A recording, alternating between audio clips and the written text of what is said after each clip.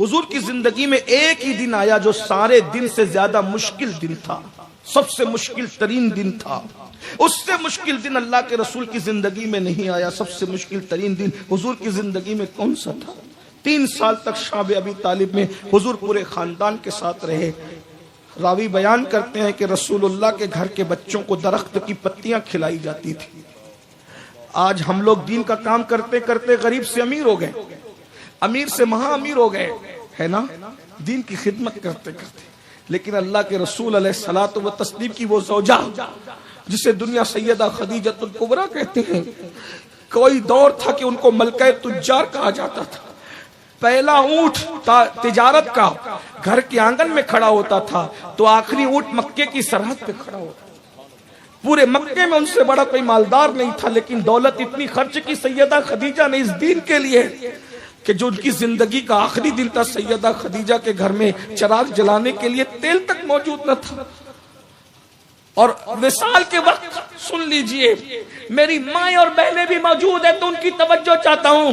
अल्लाह ने रसूल दिया, महबूब दिया, उस महबूब का नाम लेकर के शान से जिंदगी गुजारने वालों, रसूलुल्लाह की सबसे चहेती बीवी सैयदा खदीजतुल कुबरा, जिसने सबसे पहले इस्लाम कबूल किया, जिसने सबसे पहले वही की तस्दीक की, जिसने सबसे पहले अपना माल अल्लाह की राह में पेश किया, उनकी जिंदगी का आखिरी दिन ये था कि सैयदा खदीजा जिस दिन विसाल करती है उस दिन वो कई दिन के फाके से थी, उनके पेट में अनाज भी नहीं था। जिसने इस्लाम को मालामाल किया वो इस्लाम की खातिर जाहिरी तौर पर कंगाल हो गई, माल के एतबार से जाहिरी तौर पर, और उनके घर में चिराग जलाने के लिए तेल नहीं था, और आखिरी वक्त जब दुनिया से जा रही थी तो पेट में अनाज नहीं था। और एक बात भी आपको बताऊं, मलके तुज्जार कहलाने वाली खातून, उनको उस दिन कफन देने के लिए रसूलुल्लाह के पास, मुसलमानों के पास कफन देने के लिए कपड़ा भी मौजूद न था। ये दीन की खिदमत करने वालों की खिदमत, अल्लाह पूछेगा ना, लावारिसों को तक कफन नसीब होता है, जो हर लावारिस के वारिस करार दिए गए उनको कफन नहीं। इस दीन के लिए बड़ी मेहनतें, मौज मस्ती करके अपने आप को मुसलमान कहलाने वालों, मोबाइल के स्क्रीन पर हीरो की तस्वीरें सजाकर अपने आप को मुसलमान कहलाने वालों, मस्जिदों को वीरान करके अपने आप को मुसलमान कहलाने वालों, भाइयों का हक हड़प करके और जमीन जायदाद हड़प करके अपने आप को मुसलमान कहलाने वालों, कब्र को, आखिरत को भूल जाने वालों, अपने नबी को भूल जाने वालों, अपने नबी के घर वालों की मेहनतों को भूल जाने वालों, सहाबा की मेहनतों को भूल जाने वालों, इस्लाम की अजमत को दिल से निकाल करके अपने आप को कतई और यकीनी जन्नती तसव्वुर करने वाले जन्नत के ठेकेदारों, मुझे बताओ, जब तुम्हारी बेटियां ब्यूटी पार्लर तक जाती होगी, तुम्हारी बेटियां, हमारी बेटियां बगैर आस्तीन के कपड़े पहनकर मर्दों के सामने जाती होगी, बेपर्दा जाती होगी, उस वक्त तो सैयदा खदीजा के दिल पर क्या गुजरती होगी? बगैर कफन के मैं इसीलिए रही, ये तो और बात है। ये तो और बात है कि सूफिया फरमाते हैं कि सैयदा खदीजा ने सैयदा फातिमा को बुलाया। उन्वान ये भी नहीं है, लेकिन बात आई तो मैं अपनी बहनों से कह दूं। सैयदा खदीजा ने सैयदा फातिमा को बुलाया, कहा बेटी तुम्हारे बाबा से मैंने कभी कोई चीज मांगी नहीं है मेरी बेटी, मेरी लाल, लेकिन आज तुम्हारे बाबा से एक चीज मांगना है। कहा क्या? तो कहा पहली वही के वक्त तुम्हारे बाबा के जिस्म पे जो चादर थी वो चादर मैं अपने कफन के लिए तलब करती हूँ। तुम्हारे बाबा से कहने मुझे हया आती है। क्यों हया आती थी? मैं बहुत गौर करता रहा तो मुझे ऐसा लगा कि शायद उस दिन रसूलुल्लाह के पास उस चादर के सिवा कोई दूसरी चादर भी न हो, तो शायद उनको हया आती होगी कि मैं ये चादर कब्र में कैसे ले जाऊं। लेकिन अकीदतें कहती थी कि ये चादर पहली वही के वक्त थी हुजूर के बदन पर। तो कहा बेटी मैं तो तलब नहीं करती, तुम तुम्हारे बाबा से सिफारिश कर दो कि वो मुझे अपनी चादर दे दे। हाय हाय, सैयदा طیبہ طاہرہ خاتون جنت پاک نے اپنے بابا سے کہا بابا امی کچھ کہہ رہی تھی، کیا کہہ رہی تھی؟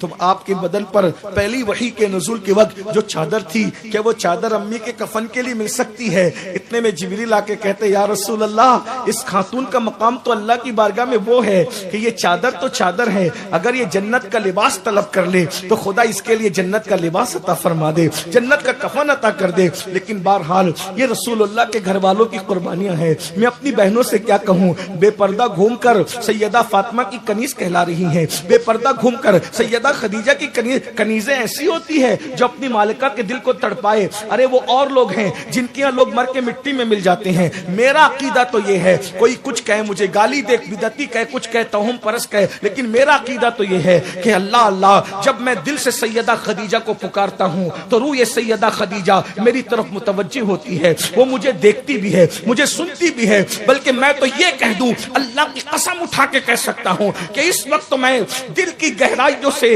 ام المومنین سیدہ خدیجہ کا ذکر کر رہا ہوں تو جنت المالا سے ان کی روح طیبہ اس محفل کی طرف متوجہ ہو گئی ہے۔ میرے بیٹے میرا ذکر کر رہے ہیں، میرے بیٹے میرا ذکر کر رہے ہیں۔ اللہ اکبر، ہم سب ام المومنین کے بیٹے ہیں نا، وہ ہماری ماں ہے نا، مومنوں کی ماں ہے نا۔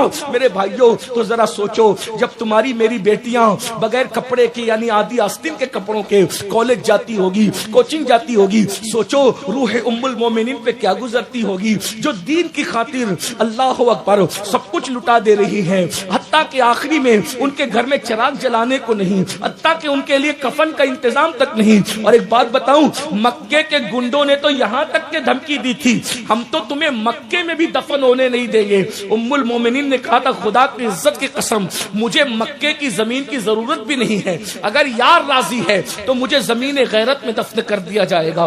اللہ اکبر، توجہ تو فرمائیں، اگر مکے کے گنڈے مجھے کاندھا نہ دیں، مجھے اس کی تمنا بھی نہیں ہے، حبیب خدا کے کاندھے پر میں شہر خاموشہ تک جاؤں گی، اس سے بڑھ کر میری معراج کیا ہوگی، اس سے بڑھ کر کے میرا انجام کیا ہوگا، اس سے بڑھ کر کے میرے لیے جو ہے وہ عروج اور ترقی اور رشک کا ذریعہ کیا ہوگا۔ اللہ اکبر، لیکن ایک بات ہے، آج ہمارے گھر میں دین نہ رہا، ہماری بیٹیاں کالج تو جا رہی ہے، میں کالج جانے سے تو نہیں روکوں گا، لیکن اتنا ضرور کہوں گا کالج جانا ہے تو دین کی حیا کے ساتھ جانا ہوگا، اسکول جانا ہے، کوچنگ جانا ہے تو اسلام کے قانون کی پابندی کے ساتھ جانا ہوگا۔ لیکن یاد رکھنا، حضور علیہ السلام کے بارے میں ہم سے پوچھا جائے گا، یہ محنتوں کا جواب ہم کہاں سے لائیں؟ میں تو یہی کہتا ہوں، ایک بات بتاؤں، علماء موجود ہے، غلطی کروں تو اصلاح کریں، معاف نہ کرے تب تک خدا معاف نہ کرے تو خیر البشر کی جو حق تلفیاں کر رہے ہو، ان کی بھوک کو بلا رہے ہو، ان کی محنتوں کو بلا رہے ہو، ان کی کوششوں کو بلا رہے ہو، جس نے سب کچھ تج دیا تھا دین کے لیے، اپنا گھر چھوڑ کر دار ارقم میں رہے، اپنا گھر چھوڑ کر ہم جلسے میں 3 گھنٹے بیٹھتے ہیں تو ہماری پیٹھ درد کرتی ہے، ہم لوگ تو گدوں پر بھی بار بار پہلو بدلتے ہیں۔ جس کو خود کا گھر چھوڑ کر دار ارقم میں جانا پڑا، جس کو خود کا وطن چھوڑ کر مدینہ منورہ آباد کرنا ہوا، ذرا غور تو کریں اس رسول کی محنتوں کا ہم نے کیا صلہ دیا۔ بس محبت کا نام ہے، جو ہے وہ شہد کا نام لینے سے کوئی منہ میٹھا نہیں ہو جاتا، لڈو کہنے سے کوئی منہ میٹھا نہیں ہوتا۔ تو آئیے ذرا اب ہم حضور کی طرف چلتے ہیں کہ اللہ کے رسول کی زندگی کا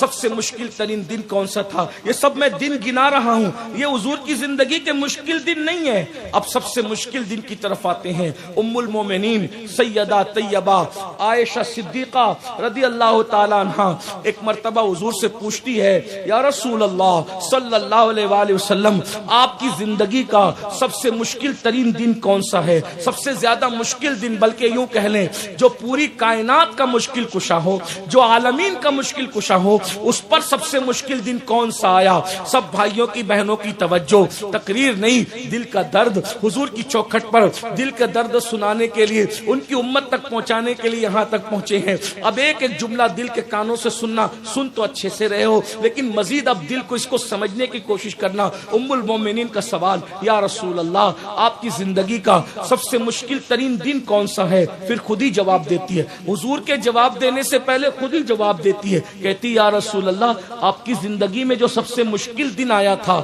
وہ احد کا دن تھا نا، وہ احد کا دن تھا نا۔ خود ہی کہتی ہے، کیوں؟ کیونکہ احد کے دن کو وہ دیکھ چکی تھی۔ اب احد کے دن کی ایک ہلکی سی جھلک سنیں. احد کا دن 70 صحابہ کی شہادت کا دن. ایک دن میں رسول اللہ کے 70 صحابہ شہید ہوئے. 70.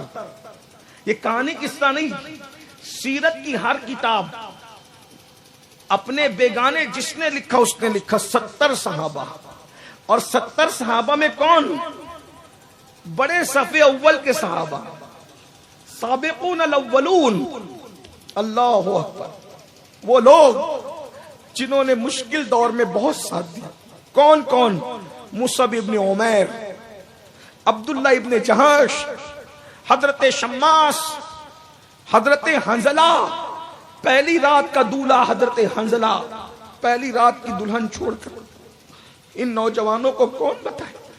آئی لو محمد تو کہتے ہو لیکن حنزلہ کی طرح کوئی ہے؟ ارے آج پہلی رات کی دلہن چھوڑ کے جانے کی ضرورت نہیں ہے. آج تو صرف نیند 10 منٹ کی قربان کر کے مسجد جانے کا وقت ہے. ہم سے وہ بھی نہیں ہوتا. کیا وہ عشق رسول تھا؟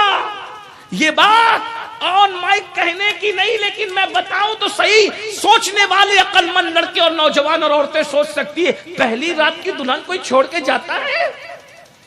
ارے سب کو چھوڑ دیا جاتا ہے جس دن پہلی رات میں دلہن نصیب ہوتی ہے. اس دن انسان اپنے ماں باپ کو بھول جاتا ہے. اس دن انسان اپنے بچپن کے دوستوں کو بھول جاتا ہے. اس دن انسان اپنے بچپن کی سہیلیوں کو عورتیں بھول جاتی ہے. وہ دن زندگی کا سب سے خوبصورت ترین دن ہوتا ہے. وہ لمحہ زندگی کا سب سے خوبصورت لمحہ ہوتا ہے جب دو اجنبی دل وصال کی لذتیں اٹھا رہے ہوتے ہیں. مگر کیا عشق مصطفیٰ تھا. لیکن آگے بڑھتے ہوئے میں شہادت حضرت حنزلہ نہیں پڑھ رہا ہوں، آگے بڑھتے ہوئے ایک جملہ کہہ دوں. جب کوئی اس طرح کا عشق کرتا ہے